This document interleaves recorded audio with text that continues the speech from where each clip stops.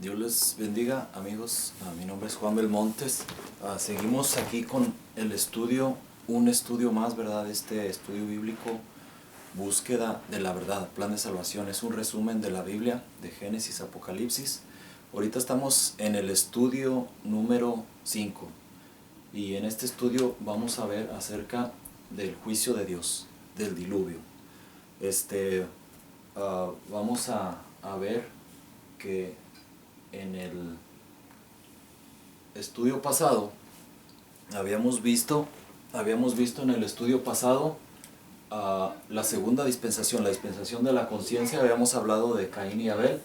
Si no tienes el estudio por ahí, es un estudio anterior, es el estudio número 4 y ahorita estamos en el 5. Entonces después de que Caín y Abel que Caín mató a Abel, Adán y Eva tuvieron otro hijo que se llamó Set, ¿verdad?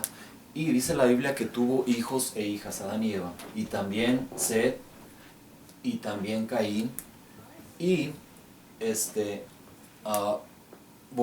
empezó a llenarse la tierra, y dice la Biblia que el mundo se vuelve malo. Allí en Génesis 6:8 nos lo dice. Génesis 6:8 dice: pero Noé halló gracia ante los ojos de Jehová. Aunque había mucha maldad, Noé halló gracia ante los ojos de Dios. Era justo Noé, hacía obras justas, buscaba a Dios, temía a Dios, ¿verdad? Entonces, en medio de la población, de la maldad que había, Dios miró a Noé y él lo utilizó para que siguiera la humanidad, ¿verdad? Dios se arrepintió de haber hecho al hombre. ¿Por qué? Porque había mucha maldad, ¿verdad? Entonces Noé halló gracia, ¿verdad?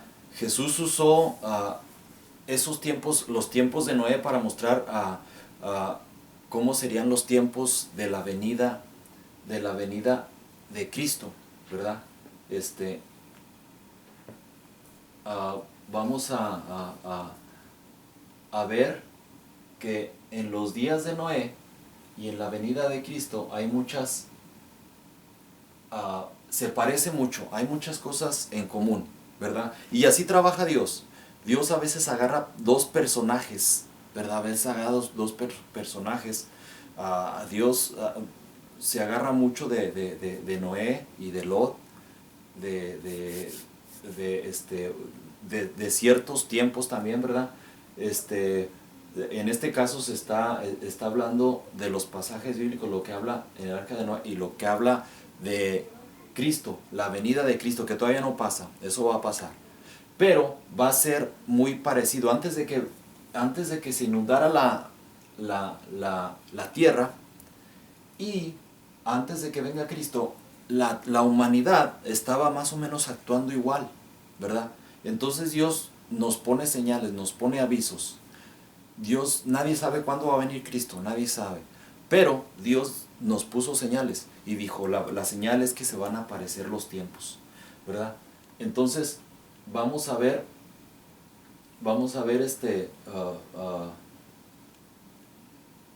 cómo es que en los días de Noé y en la venida de Cristo, cómo es que estaban, en qué se asimilaban los tiempos, ¿verdad? En los días de Noé había gran maldad en la tierra, y eso lo dice Génesis 6:5. Y en los días antes de la venida de Cristo, dice la Biblia ahí en 2 de Timoteo 3:13: los malos hombres irán de mal en peor.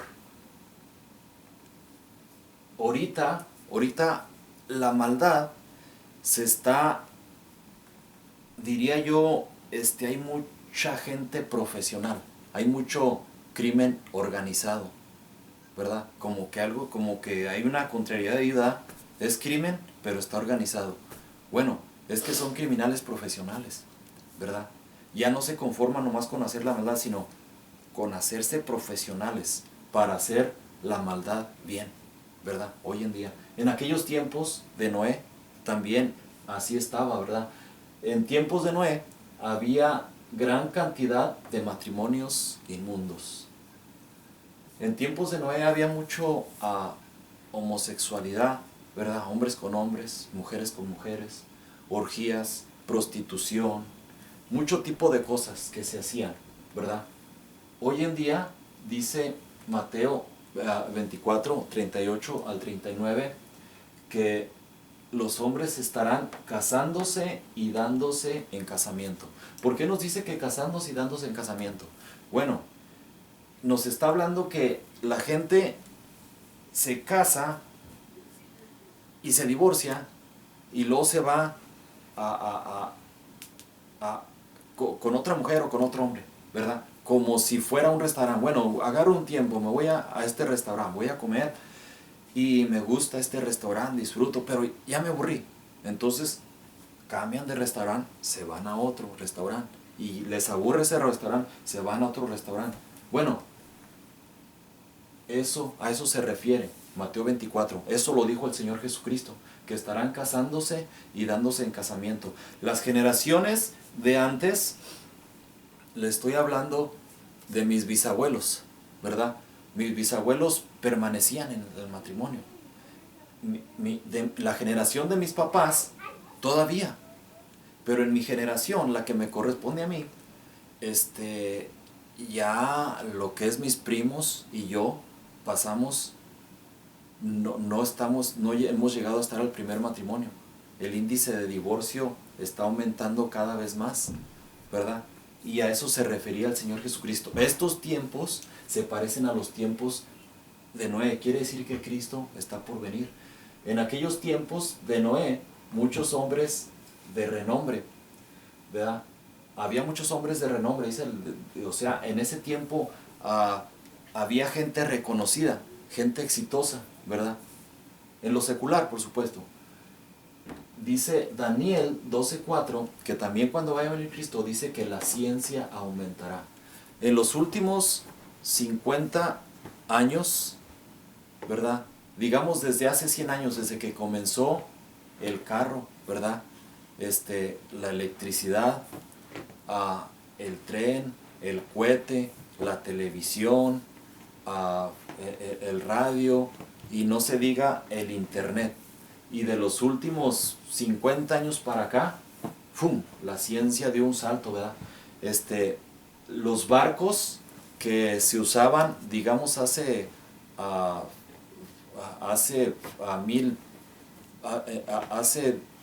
200 años, eran los mismos barcos que se usaban hace 2000 años, hace 3000 años, ¿verdad? Pero los de 50 años para acá, de 60, 70, 80 años, ¡pum!, hubo una gran revolución, ¿verdad? El mundo desprevenido en tiempos de Noé, del desastre inminente. Se iba a inundar la tierra, se iba a inundar la tierra y la gente estaba desprevenida, pero se iba a inundar.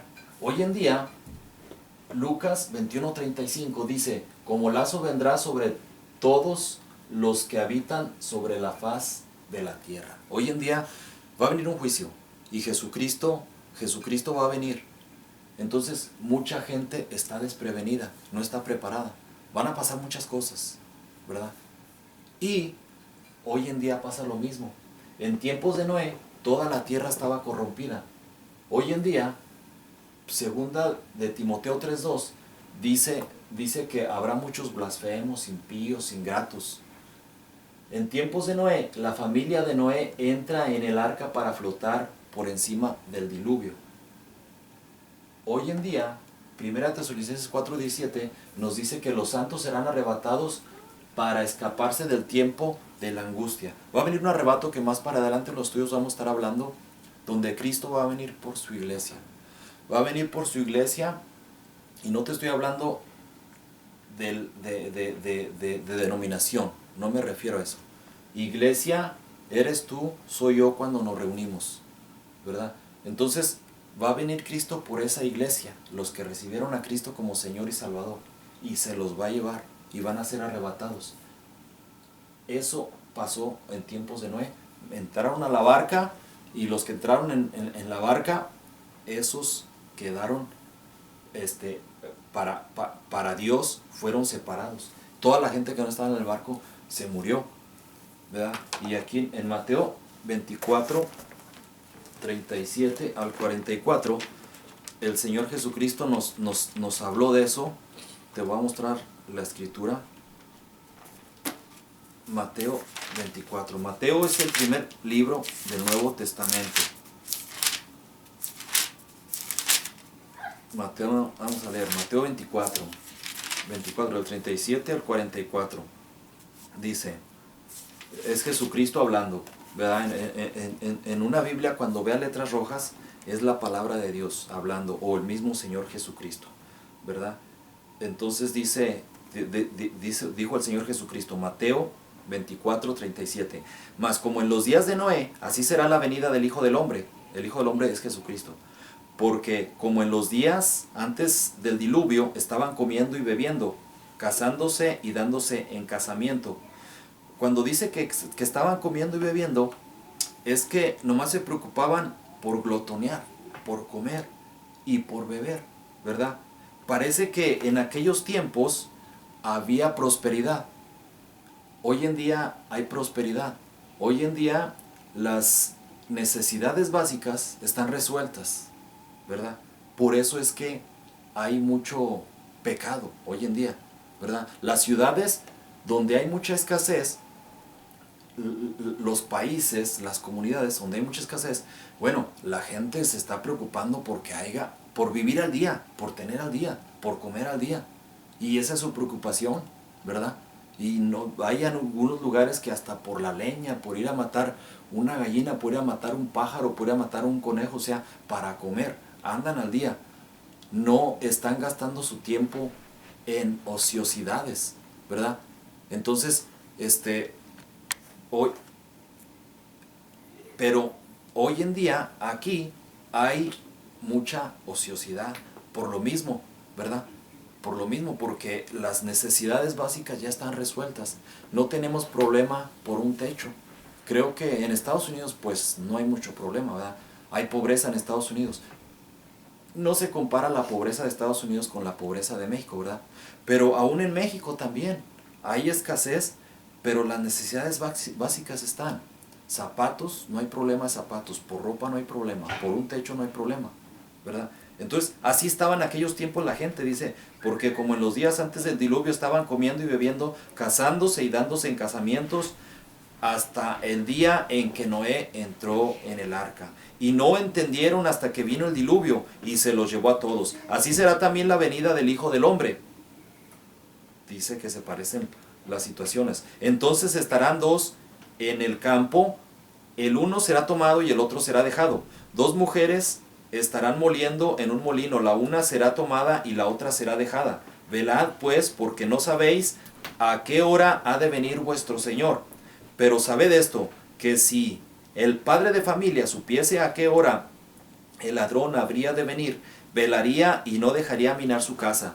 Por tanto, también vosotros estad preparados para que el Hijo del Hombre, porque el Hijo del Hombre vendrá a la hora que no piensas. ¿Quién es, pues, el siervo fiel y prudente, el cual puso su Señor sobre su casa para que les dé el alimento a tiempo? Bienaventurado aquel siervo al cual, cuando su Señor venga, le halle haciendo así. De cierto os digo que sobre todos sus bienes le pondrá. Hay una razón por qué Dios no anunció su venida, porque no anuncia su venida, nadie lo sabe. Así como en Noé, nadie lo sabía, ni siquiera Noé, cuándo iba a venir el diluvio. ¿Por qué? ¿Cuál era el propósito y cuál sigue siendo el propósito hasta hoy en día? Bueno, que estemos preparados cada día, ¿verdad? ¿Para qué? Para si el Señor viene por nosotros, Señor, aquí estoy. No con mi justicia, no con mi perfección, con la justicia de Cristo, con la sangre de Cristo. Y estar preparados, entonces cuando Él venga, bueno, irnos con Él, como se fue Noé y su familia, ¿verdad? En segunda de Pedro 3:7 también nos lo dice Segunda de Pedro 3:7. Vamos a ver. Segunda de Pedro 3. Aquí está. Segunda de Pedro 3. Del 3 al 7 dice: sabiendo primero esto, que en los postreros días vendrán burladores, andando según sus propios concupiscencias. Eso está hablando Pedro de hace 2000 años. Está hablando de los postreros días, de los días cuando venga, antes de venir el Señor Jesucristo, ¿verdad? Los días después. Y diciendo, ¿dónde está la promesa de su advenimiento? Porque desde el día en que los padres durmieron, todas las cosas permanecen así como desde el principio de la creación. Estos ignoran voluntariamente que en el tiempo antiguo fueron hechos por la palabra de Dios los cielos y también la tierra que proviene del agua y por el agua subsiste, por lo cual el mundo de entonces pereció anegado en agua, refiriéndose al diluvio. Pero los cielos y la tierra que existen ahora están reservados por la misma palabra, guardados para el fuego en el día del juicio y de la perdición de los hombres impíos, ¿verdad? Aquí nos está hablando Pedro igual de los tiempos de Noé y los tiempos de Cristo, ¿verdad? Pero bueno, ahora vamos a ver el diluvio, cómo es que fue el diluvio. Bueno, nos regresamos aquí. En Génesis 7, del 11 al 23, vamos a ver cómo es que pasó, cómo nos describe la Biblia, ¿verdad? Que fue el diluvio. Dice en el 11, voy a leer ahí, Génesis 7, desde el 11 al 23. Dice, el año 600 de la vida de Noé, en el mes segundo, a los 17 días del mes, aquel día fueron rotas todas las fuentes del grande abismo y las cataratas de los cielos fueron abiertos.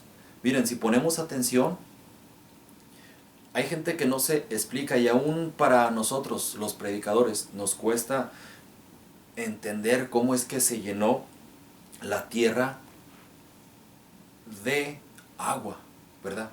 Pero aquí nos arroja luz la palabra de Dios. Dice que en el año 600 de la vida de Noé, en el mes segundo, a los 17 días del mes, aquel día fueron rotas todas las fuentes del grande abismo. El grande abismo es un espacio, parece que es en el centro de la tierra, ¿verdad? Es abajo de la tierra. Pero se rompieron las fuentes, o sea que la agua no solo cayó de arriba, sino agua también salía de abajo. ¿Qué es una fuente? ¿Por dónde sale la agua de la fuente? Por abajo, emana, ¿verdad? Entonces, abajo hay ríos subterráneos. Hay ríos subterráneos por allá, allá por Campeche, por Mérida, por allá abajo hay lo que se llama cenotes, ¿verdad? Y hay ríos, muchos ríos subterráneos. Entonces, esa agua, ¡pum!, flotó y empezó a salir. Abajo de la tierra hay muchos ríos subterráneos, hay mucha agua abajo de la tierra, nomás que está regado, está como en laberintos. Bueno, a eso la Biblia le llama fuentes. Y esa agua, Dios, de alguna manera, ¡pum!, la sacó a flote, a la tierra. Y no solo de ahí, sino que también dice, y las cataratas de los cielos fueron abiertas. Vino agua y agua y agua y agua, ¿verdad? Allá ahorita, en estos tiempos, allá en Centroamérica, por allá al sur de México, llueve y llueve y llueve, y es un problema, ¿verdad? Porque corren el temor de inundarse, no por completo, ¿verdad? Pero ciertas áreas sí. Bueno, esto fue lo que pasó. El 12 dice, y lluvia sobre la tierra 40 días y 40 noches. ¿Te imaginas lo que es lluvia 40 días y 40 noches? En ese mismo día entraron Noé y Sem y Cam y Jafet, hijos de Noé, la mujer de Noé y las 3 mujeres de sus hijos con él en el arca. Ellos y todos los animales silvestres según sus especies, y todos los animales domésticos según sus especies, y todo reptil que se arrastra sobre la tierra según su especie, y toda ave según su especie, y todo pájaro de toda especie. Vinieron pues con Noé al arca de 2 en 2 de toda carne en que había espíritu de vida. Y los que vinieron, macho y hembra, de toda carne vinieron como le había mandado Dios. Y Jehová le cerró la puerta. La puerta no la cerró Noé. Cuando Dios dijo, en el momento que Dios dijo, en el momento que Dios quería, le dijo a Noé, Noé, vente. Y los animales empezaron a llegar de dos en dos, de dos en dos. Los inmundos puso nada más una pareja, hembra y macho, ¿verdad? Y los limpios puso 7 parejas. ¿Y por qué? Tú te preguntarás que por qué de los animales limpios puso 7 parejas. Bueno, porque Dios conocía el corazón de Noé y Noé ofrecía sacrificios. Y Dios solo recibía sacrificios de animales puros, limpios.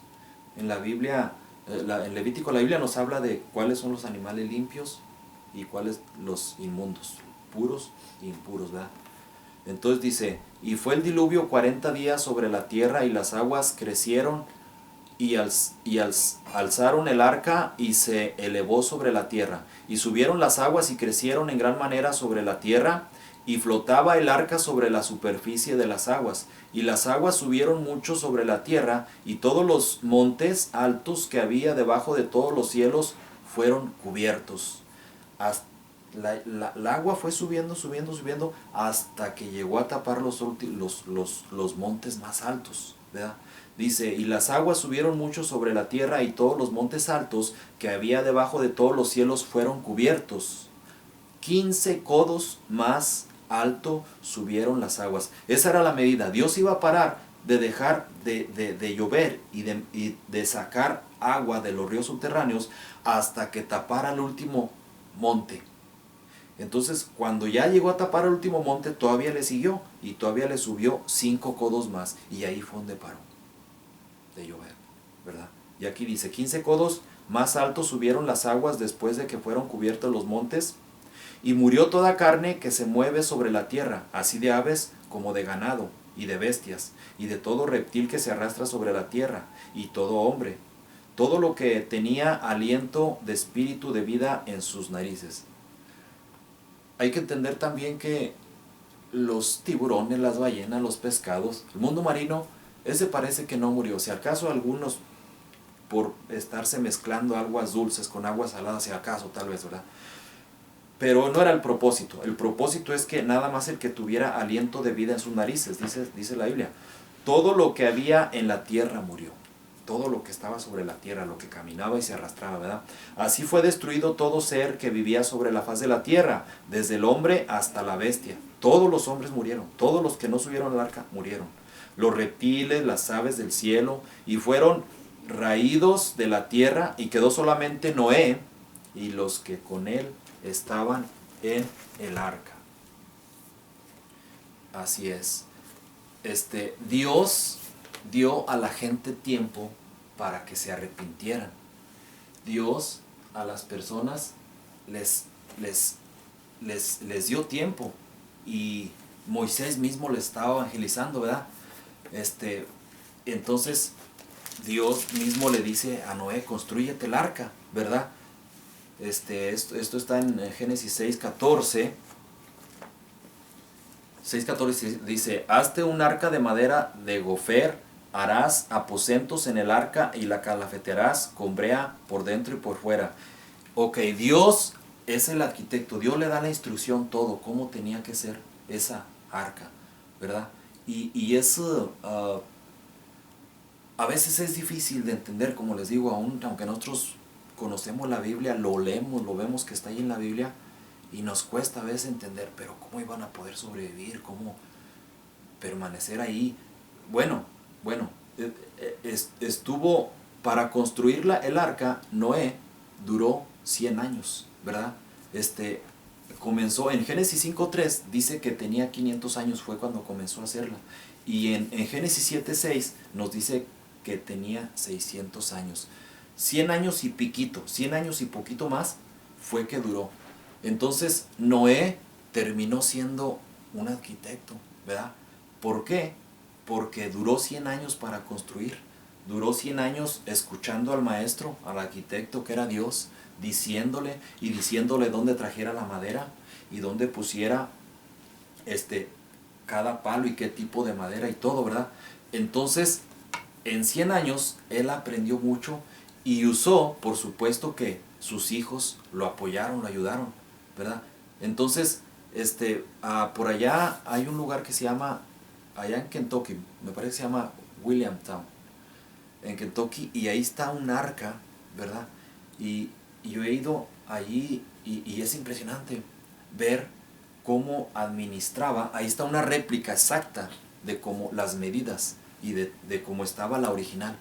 Entonces uno entra ahí y uno se pone a ver las cosas, cómo ingeniaba, cómo organizaba, cómo estaba la alcantarilla, ¿verdad? Los caños, cómo estaba, cómo tomaban agua, cómo tomaban sol, cómo aprovechaba todos los espacios y cómo limpiaban, ¿verdad? Había mucha tecnología ahí, ¿verdad? Tecnología de sus tiempos, por supuesto.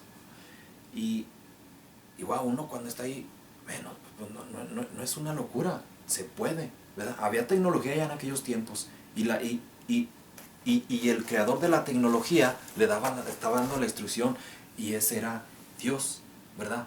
Las medidas del arca, las medidas del arca, la Biblia nos las muestra con codos, ¿verdad? Un codo son 24 pulgadas, más o menos. El codo, dependiendo en cada tiempo, podría cambiar. El codo consistía, la medida del rey